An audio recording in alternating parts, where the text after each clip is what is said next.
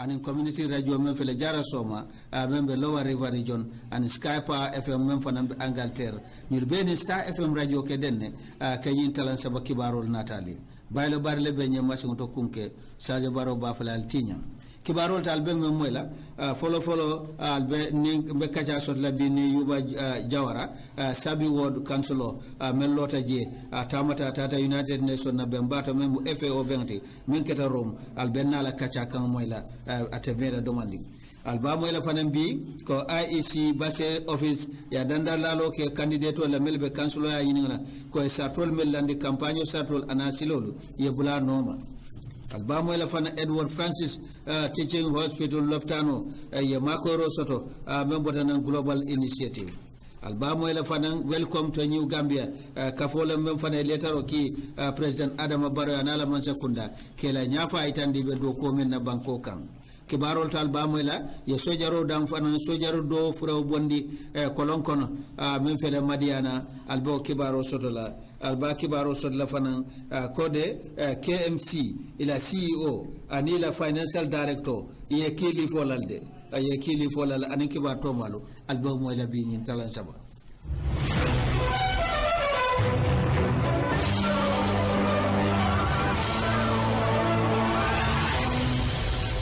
kibarol to anabi IEC la office ba membe basse wala returning officer membe IEC la office to basse administrative area Mr. Pa Mankan ay danda lalo di councilol bela mel lote be council ya nyinga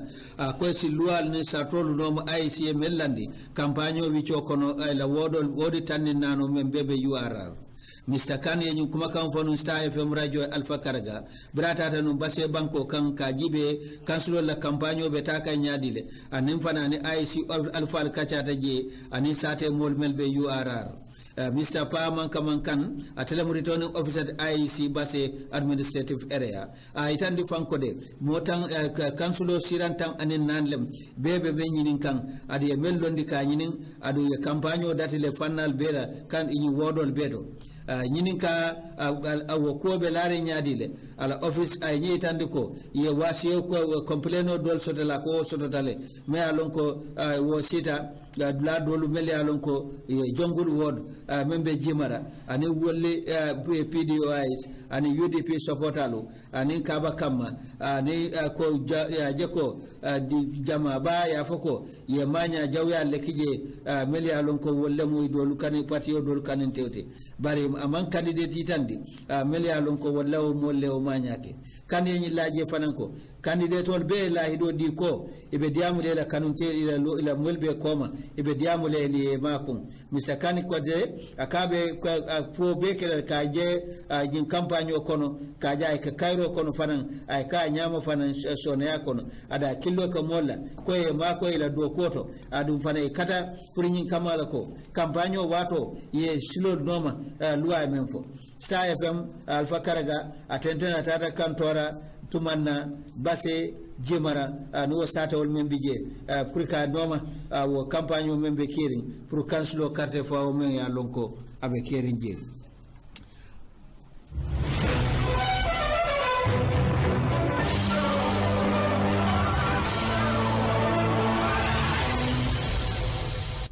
anabe wala keta camplanol bota dame wala mjangel woti membe jimara ani wulle PDOIS ani UDP supportalu ani kabo kama area ko bare wo manya du milia lonko yake amafo candidate jumala moli o manya jawolke bar Mr. Kane ni laje ko candidate o be la hido diko e be diamule kanuntel yenne ye makum Mr. Kane yintemba kaba kata ko bekela kaje campagne be ka kairo ni sone yakono ada ko ay danlo ka fanan ko ye mako ila do ko to fanan Star FM la Alpha Karaga ana attende data kantora tumanna base jemara ni sate mol fanan kachata meli alon ko ani kansulo mel fanan lota ani campagne be ke kanje nyame be ay tandi ko tol fanan yela sewo itandi campagne be tamo kanyin tembe base tundo to je anabi badenglu sinata Edward Francis Small Teaching Hospital aramisalum prekaroti lulu bani loptani baye loptani joranglu ye dila member de Gambia Health Matters melbe UK adinaro ketanu loptano to adu melbota kafoto Gambia la nyaton ko Ibrahima Diallo wala adi Gambia Health Matters atemude mar kafrete membe lori famfam ke banko la kano mensoto banko e ani ngani yo mensoto ani hamo mensoto pour que Gambia la jaralo bunda bete anda ninka ke kundi wala ne ka kuna fulo nyinin aninke jorang kafu nyoma anin borolo pour que banko ma ko yala a jorang lu meli eta wol ko meldi wala mu pus fulati anin fanan ko jibero men ka jato kono dindum la karola anin samatolu kata fo tamaran dokolu adum fanan jorang dol fanan di me alon ko global initiative fana di kafu dola fanan moti men ka mol ma koy surtout la jurtol aba kuma la Star FM radio dado cham Sekou Tidiane Mbaye akode atelam Gambia Health Matters la moti Gambia jang akwaya kalamuta docteur la ko akobare to lama koro amam fefen soto politikola akoyla hammo munyati kaman sakunda bulo muta ke mako men satina jara losi ke kunga e barakanyim banko kam bambata hadama ya ko labani loptano to Mr Jamme telephone e nyi jorangul ta demar ay tentro ke nyi demar lalla ay la hido di ko jorangul ye di mella abe futale male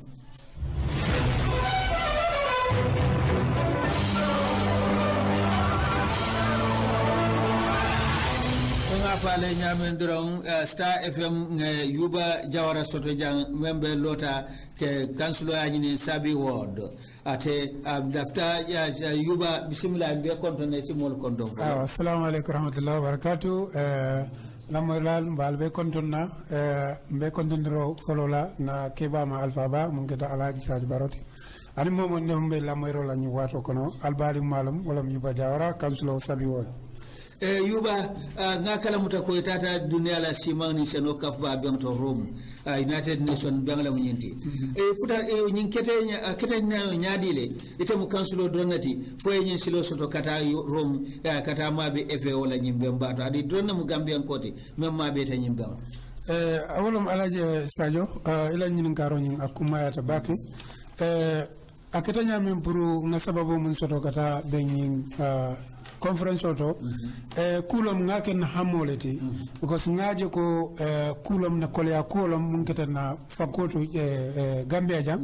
ndel musenelal leti ni lafta na fanko e yirwa fonga ndabla senol to fonga senol e yirwani aketen na hammewti fonga safero ke nyin kafu bala mu yalon ko akata United Nation ti committee mu yalon ko FAO mu marata ko mi yafa nyame senol e yirwa aninka konko bay aninka fukare ya bay nyame na banko ka kabringa safero ke wato men na ani ngado ko mun ken nyin sanji lulo ngallo dulal mun ta pour ka yirwa nati tundo kan ani Gambia kono o yesse wondi bake inataka invitation o nati nye ka fo ibe nyin lafla nyinna nyin conference o mun be kala Rome ngana ngama be conference on wala kita sababu ti kan samba je yuba nyimu prosleti sabi wodu molie bari kansulo me alon ko tenci fa yeta nyimbe mbato men kumata pour que simani seno kafba United Nation na bento Rome bilal tata dum ale munel kacaje ku folo ngamun kaca wala fukare konko mbe o bayla nyaadi le na bankol kan fulo nyambe fukare ya bayla nyaadi le banko kan anim be yirwandi ro nat la nyaadi le tumo men na mbe yalon ne na tiliji banko nyi di government Africa janna developing country dependence wala siata independent man independent wala na tarim fambulu nsi na fanko tamandi nsi do kodi na fanko sempendi yan na wokacha na fanko nyimba yirwandi la nyaadi le kabo dependence kana independent so ngawoku kachkol kachale wo kacha kono kachanyum kono yirwata bake munketa konkote bayno la bankoka ndamanta natar sino la bundale ma yirwa so wo mukulati nga kacha baso to kacha mu yalon ko nga debate soto debate mu yalon ko ka hakilol falim anim fana nga groupol talantalan kata kudo discourse anim general discussion mu yalon ko momon ni ila mira ko mo munti isafo o kachal be soto da na kujamal fo mun keta Sénégal la kolya kolti aketa angero la karo ngaw fole anim fana senola nyanta ka yirwa nyame na banko ka mole sene fangol soto ani la sene fangol fana ye wafi ka marché wol soto pour ka mul soto ani fana ndella jang ko mi ngalo nyame sene finka kiline be mol bul sama so mbe mako rol nati la nyaadile pour mo nsi seneo keno til kandoni sama because ni ajibe sama doro na seno ni sama felta til kando kono mol kater konkole kono mol ka batal so ngol be yitandilale ka fo nyingul kulete mul ya lon ko ni mol lafta ka konko bay anin ka fukare ya bay nyanta ñim ferol le la so wo mu kulete mul ya lon ko ngi kacha ngi jube anin fana FAO fanan a meta bankol kan tiliji bankol kan komi jankabri 1978 hakkilo natari hakkilo man jamfa abe gambe jam bari ni ajube ile ñin kata ko mum be ibake kan hani say munatina ko le ko korta wulla mole hakkilo mirol soto ka fo ni ajube wati dol ko kana dalilo munna abuka tama wo kam so ferol la nyanta sutula mul ya lonko ni FAO ma ko rol nati anyan dila mulla ay futa wol ma wato la ani mun fara nata pour ka dila e dila ni wol keta doron ibaje lale ko nyimbe abe mol la fa mole mirol yitande ka fo saybe mun kala wolom nyinti control system ya tarikere mo ya lonko abe FAO fana na dokol fana koros la foy ka tenya ma foy ka tenya so wol mu kula to mun ya lonko e kachata resolution o kono ani resolution o nyim fana adunto resolution o nyim kono mitino nyim kono wato men nyim telinani be mo hawsoto Rome ani mu kula to ngamul kachaje mo ke gunda ba ka bayri tonya FAO ay project jamara kijang bare hanabi wo batani konko ni fayto jakalo mam bayno banko kan woto nyantale kaliye e control mechanism soto kala FAO la project ko kata min to ni ko do min ka dunja ni project kata nyaadile ka o sede fa keto a nyama le fa man ka nyama yuba Allah kuma kam diata nyabaki ada Allah resolution o nyanta normal bedekele say fana bari ale yirwa ko fana kacha pour ñin kamala ela wodo la karola ibe mun fola ela wodo mo la ni Gambia pole memo fola no Gambia pole general because follow nimba fola wodo jandembe wodo tambile fola nga bankole tambe ngani hammo soto kabri mitino la na participation mitino kono ala nata ke inga election soto mu yalon ko committee nyin kabri election ke president nyato kayala ndi tenata ke second vice president net so ninno executive nyin mol kachata mun keta Gambia la sulo mumbe kolya kolbe mumbe molbulu jam inata ye laidu nyina la kafo ni Rome committee mun geta FAO ibe lafla next year yena Gambia ye programme organize community fa mun geta Rome ay organize Gambia ku follow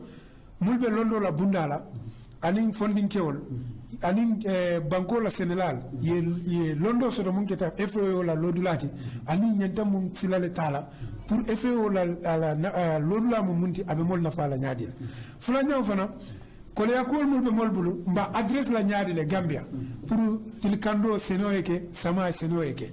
nga kol kacha mun wo kono bagale kafo mbe ibe mako elale mun yalon ko bina ye nyum programme tunkum fula wolom ka mako ero di Gambia la anim fana ka kala mutarandiro fananke anin ka mol sembenti yandi mun kita nyin FAO la fanala na banko kan anin ka general fanan sembenti yandi o mu kuleti mumbe kacha kan nyin tembo kaydol be dada kan ne e pour la najang anin projet gol mul yalon ko nyanta kala jang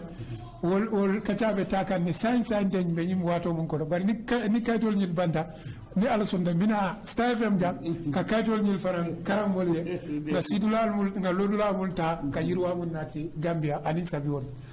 kafo butum saydu la sabi won ya jikko ko tumando bare sanji luluke say ni sanji lulnala ijikita ko be mu yirwa kulle nat la sabi won alaaj Sadio yirwa ko mu yalon ko nga hamme folo wolom nyinti doku baliya na tundo kan do bondi la nyaadi le ngani lahi do ta nin tata office auto bindi muwan ndo sambalal mumbe mecco karandale kawolom wo ngawlahi do tale ndo kelale fulanya fana musol mul ya lon ko muskafol mul ben tundo kono min tamo fam nge commencer la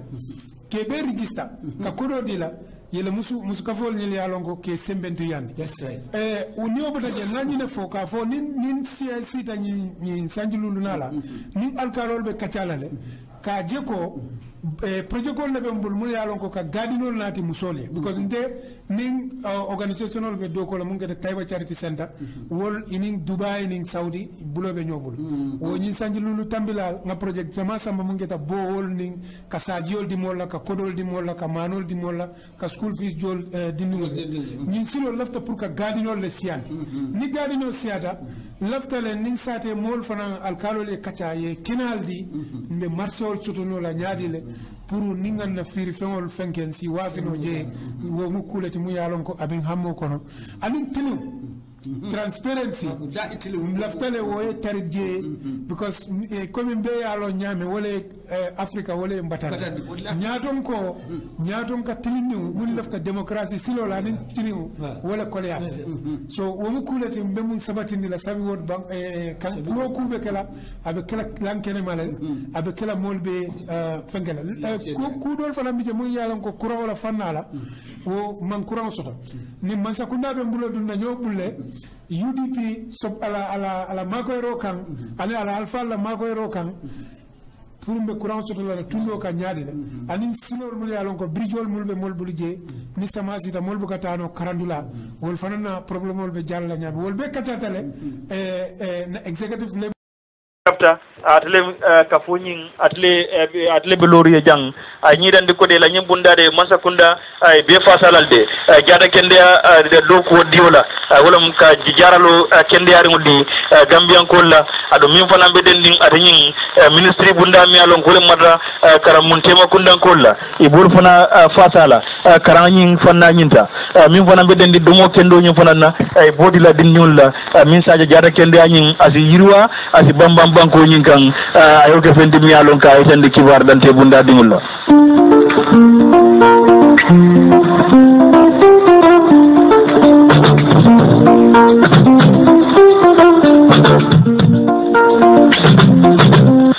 mi alon ko abe dending general court martial la ay ko ate tlabe ate kunung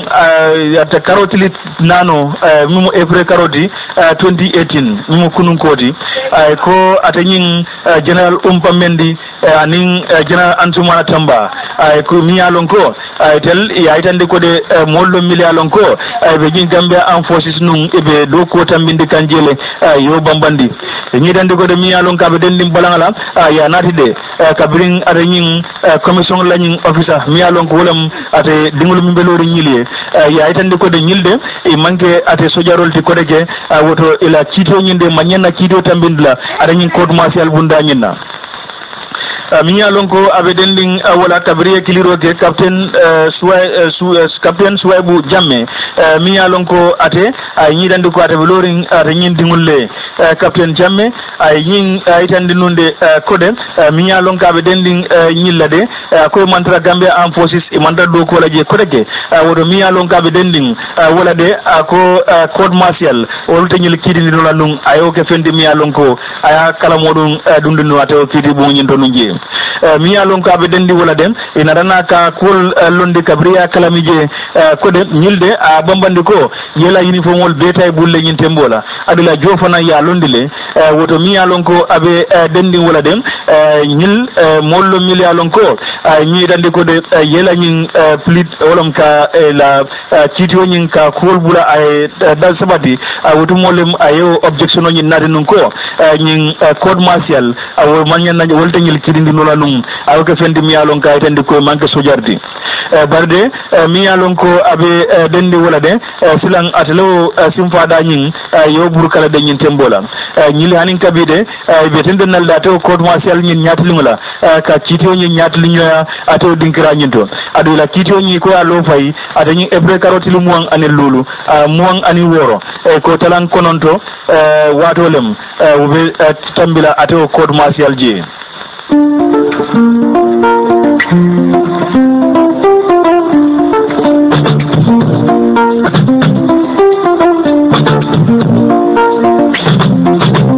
mi alon ko abe delling nyinin karo dola de ate fore ala kibar dante bunda itandi ko den mi ya lon ka be dending kitiol la taro be nyakodo be saje ado asike kide tilen nimoti wutumo nyin tembole ko silang fo jama nyanda ka tende kiti bundal nyanda ka yele mol be en mi ya lon ko sita ka ajube adon fanan ke lamoy do fana mi ya lon ka be denni wala kanunte wala wol nyanda ka ta kiti bu nyin tole nyin tembola kaje kiti nyimbita ka nyamin min si kiti nyin na kul lankene mandi ani fanan asiyake fenti mi ya lon ko as transparent mi ya lon ka be dending adanyin code martial la ay ko wo manke kititi mi ya lon ko o nyanta jela wo janda kala nyalla mi ya lon ko mo manyana mabela wara kata on kibar safalaliye ay ko wode o manyana tombona dol ko de ka kewo nyaade fore ala kibar dante bunda ko dem nyinde e ko anni ko warta de kabirin dingulu mi ya lon ko wol mudimba dingul mimbe kiti ko no ato code martial je ila nyanto pour katara ato kiti bu nyinto e ko silang woti nyata le de ko nyin mi ya lon ka be denni sujara tang ani fulola ya mi to miten ko slande ya simfa data ko de kiti nyinde sain abe kegan camera le wolum e kabe kegan kullo konolde adum mi ya lon ka be dending ate yin dinkraji na de ko hanin kabe balandi na de furu dingulu mi ya lon ko wolel la badingul be kiti nyin kono pristano ka kiti nyin ka mabe nyamin anin kibar yandi bundal ko bundani be tawndi wulen nyin tembola de kibarol ya ka fendi mi ya lon ko ya itandi ado forea akode e kode nyantolo nde pour ga kitiyo nyinyele pour besaje ado besa kala muta mimbe kering ato kitiyo nyinna fanna nyinto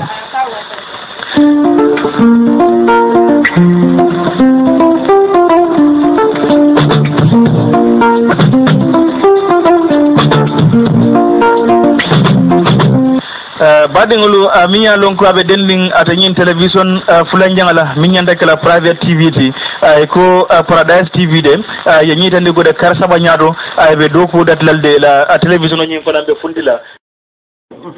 ngani hammo soto kabri mitino la na participation o mitino kono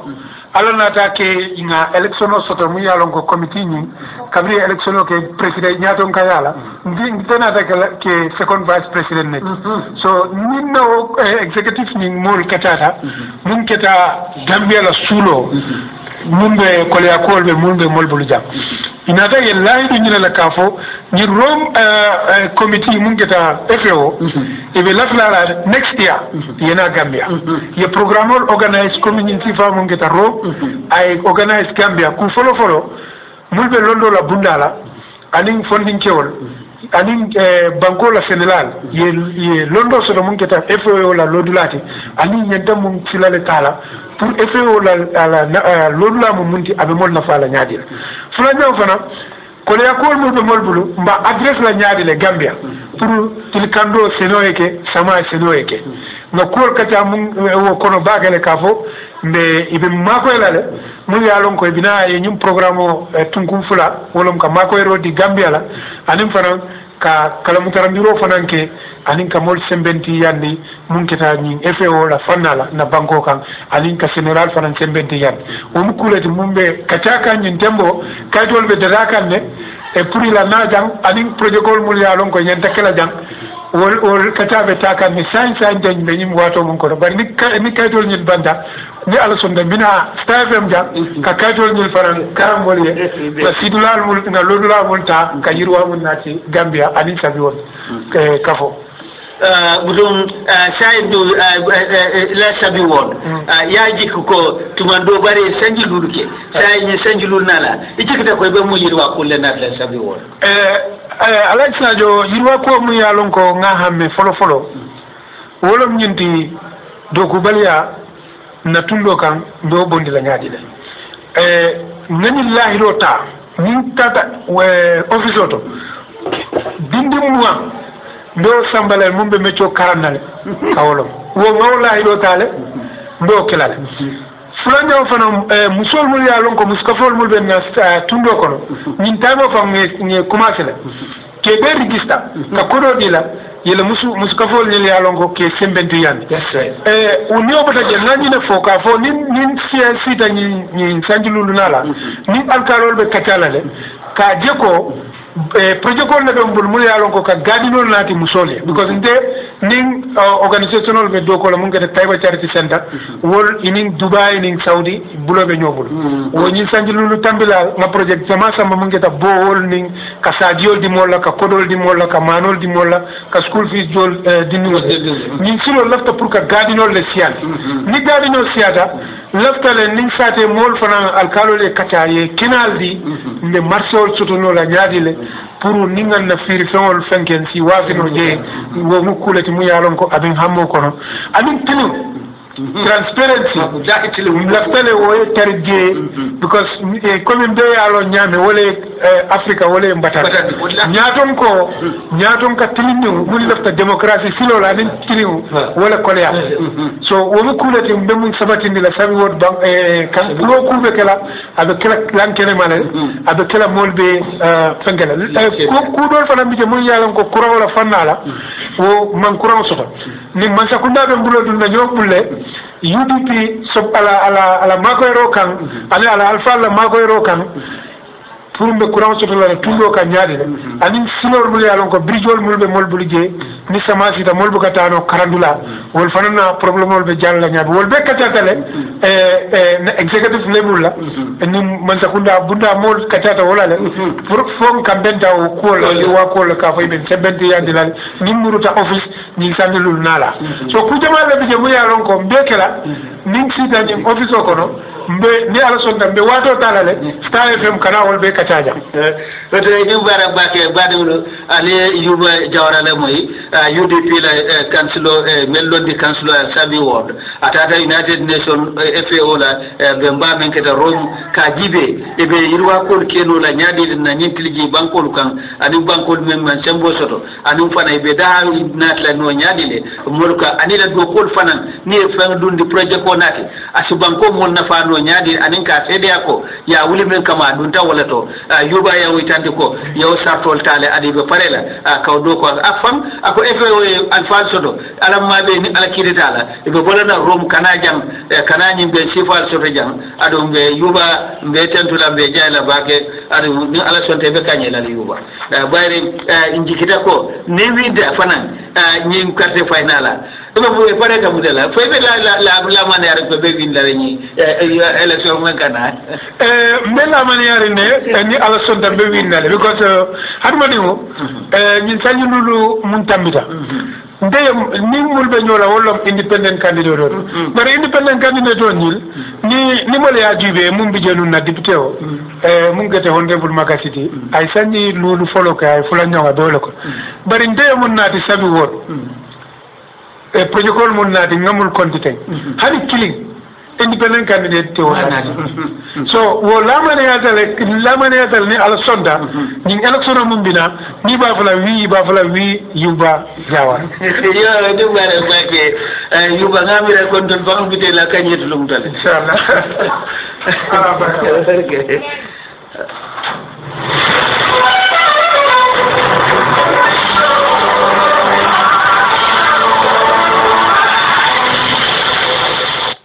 yo buto hanabi baade wala le yuba jawara la moy UDP la councilor member lota Sabi Ward hanabi kontan do fele mi alon ko welcome to the new Gambia amba welcome to new Gambia ay safero kenan ko ya safenan yela juso anise o bafana itanda ni tentro kaftandi manza kundama be do ko men na mi alon ko manke sendir kije ke kende ani jusi be ni wakilo ani be men do ku kan men sabuta fo ni Gambia kuto lota ye ke kende ani jusi be menke fo ni Gambia kutolote ko be tentulala ko silo de silo man sone atamo man sone bari ya nyi lonko banku din kende ya me lonko abe president Adama Barrow to anala kavo molu wo ya sabu fo Gambia kutolota ibe jikirin ko tinala fo jama ya fanso do sai ci famfono tan awtana te mo soto la je adum mo mantara silaren ko be mutalale mo mantara silaren ko be mantoralale dirin keto fo musuto dindin keba din be kambane ndiwo sunkude ndiwo abeba fambulu adun sai mobe silo soto ilafta kila moment nyim banko kan to nyato nya tikeno atile londo wollonde be bulu barakoto isa tamande no ayena fa ay banko nafa ko be sabuta thanks to president Barrow la nyim mansa kunda ani be ko nyim man sakunda mel bunya ay ko men horma ani be tamakan nyamin ko be o sede yale ko démocratie abe tamakan gambia kono ko take nyama me alonko mfamata jele nyim banko kan har madum la nyanto be bunyare nyawnya nyama briye president yata ko moto soso nola ko nyim gambia kuto mem mu nyu gambia ti be hameru wala bri sanji jama ma sodono ko nyi sanji mu wandi fula tambila gambia be katakam pour que wo gambia kuto londi gambia fota menna ku jamato wallem folo ado to ani a ciosano to gambe ni bankol membe diaring ni la hade mabe laare nyokam anin kapol me alon gambe to botay kono bake gambe bota wol be kotole ko mer ka munta commonwealth afindita wol be bantalla mfindita jamaa e bantala ado wa ko wol kapol wol soto commonwealth e gambia ma ko anin gambe dewru ke londo soto ke scholarship soto me ale kata karan ye mecho karan ye londu barkare ngun karan me ale ko kana banko ma ko ala nyato tato ko Mr. President lafte tentula nge jay nge kontom fanan ida fasaro me badi kan gambian ko bela musol nim fondin kewlu sorto ila nyaton kaya koto musol nim fondin kewlu be dabuda kam politiko to awara ma ba adum fanan be tumomen na bela politiko sembo takan banko kan adum fanan banko dibite bum kendo melialo ko be sobe are be wakille mbawol fanan wo fanan mu sedolati nin gambia kudoto ila cabinet me alon ko be loring wo fanan mu sedolati barako nin kato me alon ka bela man sakundala mbe duala fa Allah taala man so tenten ke so sima ya bala president baro mbe duala yata kendala mbe duala ale so sembo nin kamla ilafta koko kala yirwato nyi banko kan ay keno nyi banko nyi ma même mo beautiful smiling coast Meli Atabe, welcome to New Gambia. Il a captain President Ansumana B. Tunkara, Vice President Sekou Bayo, Lady President Aida Marena, Lady Vice President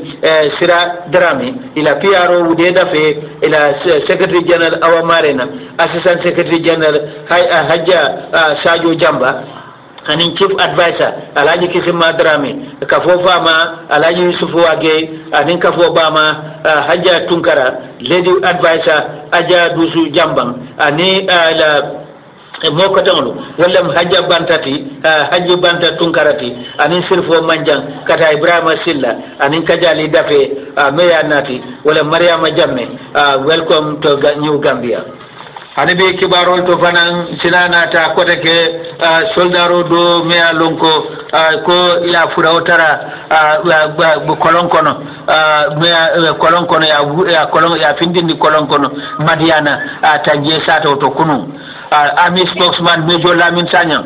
soldar nyitandi ko soldaro me kafa corporal Babukar MS Ba ya post yundum baraksle ya nyitandi ko ya lifole diala num e kafa siklifa mankende atata on lifolla ya furaw nyin tembe abe banyun loptano to ba jibe kam kisifro fana be tenten kam akode malum folo dalilo men sabuta la nyi sala bare aketa nyamin fana imalo fa alabanta kolonkono koy malum PRO sanye ya itandi ami spokesman nyi itandi ko ako atefem fono la folo ala fro kenyato ako bare ako bara ita atamantra jenu birabe kela ako bara ila hido ko be miskero kela le ila kisisro men nati bayi tandale min tambe ke kili ka fa chorna jamme o fanan afota ni yola kunun tumo men ya so murola ate so me so bitambe ya aso ka fa ni ninja aya to afantola ninja la e ko nyin tambe ko abarinde malem ko nyim abarinde wala mu nyimme asoten adu ko ya nyintembe ya mutale ko mi ya tomi e mentomi nyintembe ya mutala be police welbul police spokesman superintendent David Kujabi aya danken yandi nyum ko punda ko de on fana itani yimmo fulode e ko dunta wani yori ke sonko le kono do birintu mo menna e be bulo ko dadala kibaro ay tande ko nyimmo fulode e tol be korda kilin le kono bakaw sancha ba ko keta dami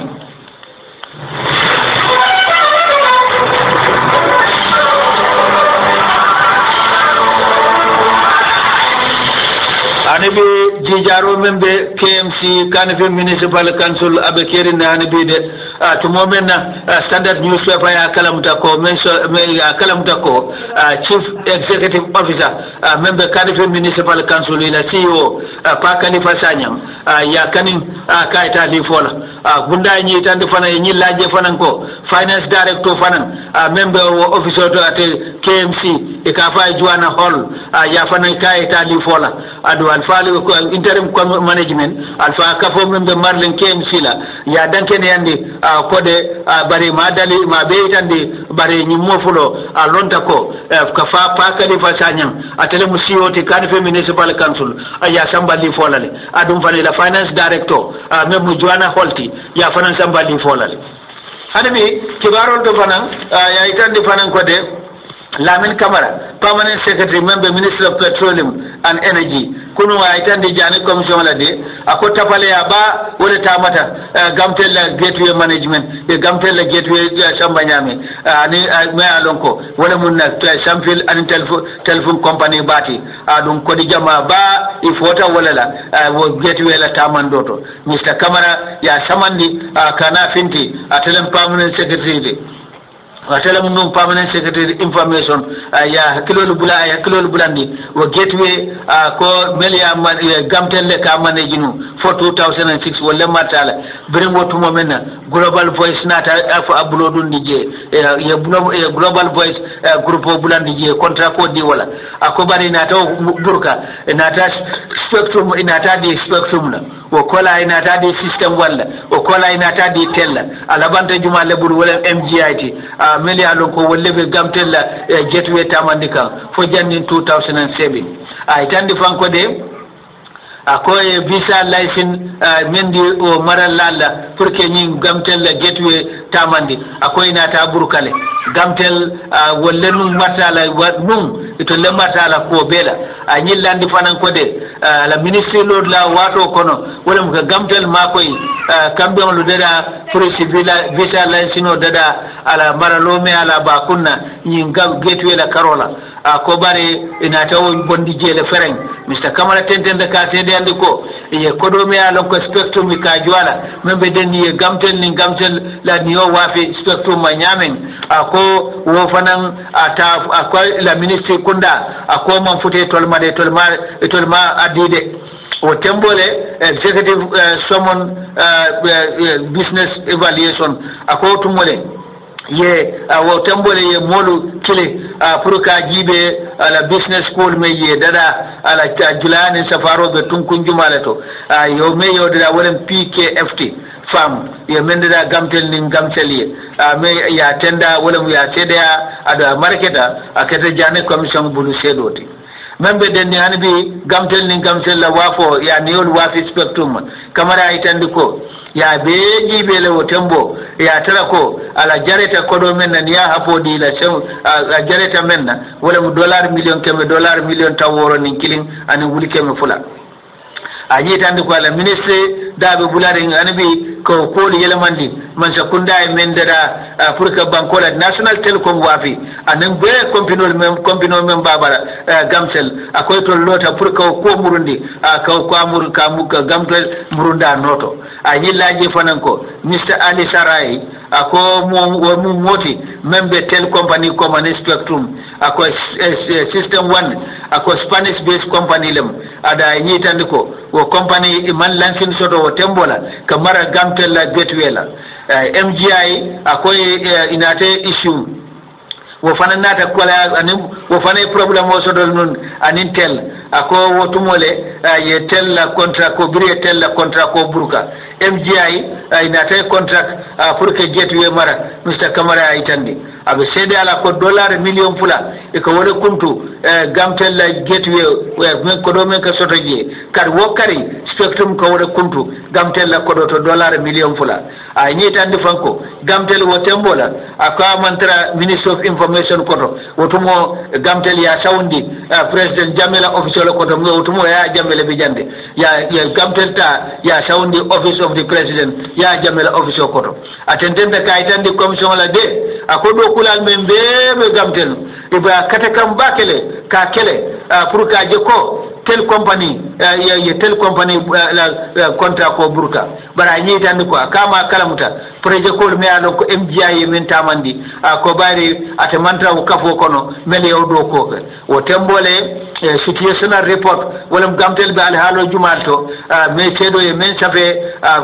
sedo e men safe ko 2007 kada 2008 yo kayto ruta ye marke e kete jane commission bulu sedoti atende be kaytandi fananko dollar million mo ani woro projet ko me alon ko MGI yake a yitandi ko gamtel la billing system wo manna wo mambula ko kono itandi fa MGI be office of the former president de koto ada itandi fananko ako letaro soto da membota office oto ka itandi gateway sign abe former president office lo koto ako koku membe lari wo gateway la ko sai nyanta kayto kila former president ya jamela office to tumola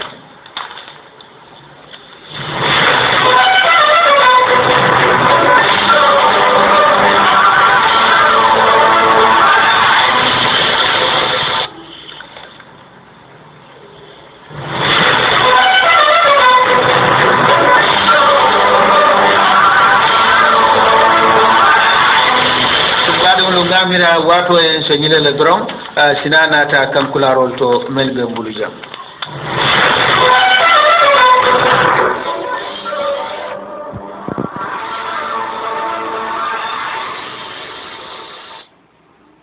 kambenta o kola wa kola ka fay ben sebenti yandilal nimuru ta office ni sandilul nala so ku jamal le bije mu yaron ko mbekela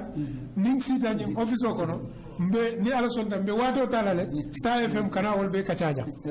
to edu bara bake badum ale yuba jawrale moy UDP la councilo mellondi councilo al sabi ward atata United Nation FAO la be mbamen keta Rome ka jibe e be yirwa kol keno la nyaadi na nyintilji bankol kan ani bankol mem sembo soto ani fana be da natla no nyaadile molka ani la do kol fanan ni fan dundi projet ko nati asi banko mol na fando nyaadi anin ka sede yako ya wuli men kama dunta wala to yuba ya witandi ko yaw sartol tale adi be parela kaw do ko afam ako FAO alfal soto alam mabe ni ala kiditala be bolana rom kana jang kana nyimbe sifal soto jang ado be yuba be tentula be jayla bake ado ni ala sonte be kanyela yuba bayre injikita ko ne winda fanan nyi carte finala ibo mo pareta mudela fo be la manière ko be winda ni election men kana me la manière ne ni ala sonta be winnale because haduma dingo ñin sañu lulu mun tambita ndeyam ni mulbe ñola wala independent candidate do bari independent candidate do ni mole ya jube mum bi jenu na député o mum gete honorable Makasiti ay sañi lulu folo ka ay fula ñonga be wala ko bari ndeyam mun nati sabi wot protocol mun nati ngamul kontiten hani killing independent candidate te wona so wo lamane yatal ni ala sonda ni election mum bina ni ba fala wi yuba jawar yo du bare baake yuba ngamira kontol fang bite la kanyetu lum tole inshallah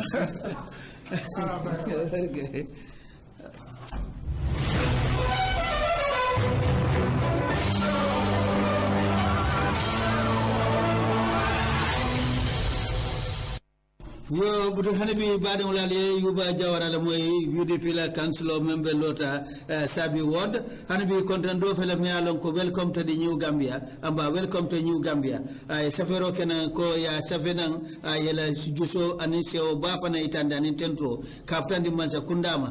be do ko men na me alon ko manke senden kije keke ndani jusu be ni wakilo ani be men do ko kan men sabuta fo ni Gambia kuto lota ye keke ndani jusu be menke fo Gambia kutolote ko be tentulala ko silo de silo man sone atamo man sone bari ya nyillonko banko din kende ya me alonko abe president Adama Barrow to anala kavo molu wo ya sabu fo Gambia kutolota ibe jikirin ko atinela fo jama ya fanso do sai si famfono tanawta na temo soto la je adu mo mantala silanen ko be mutalale mo mantala silaren ko be mantoralale birin keto fo musito dindin keba din be kamani ndi wo sunkude ndi wo abe ba fambulu adun sai mobe silo soto ilafta kila moment nyim banko kan to nya ci ken watile londi wollondi be bulu barakoto isa tamandi no ayena fa ay banko nafa ko be sabuta thanks to president barola nyim mansa kunda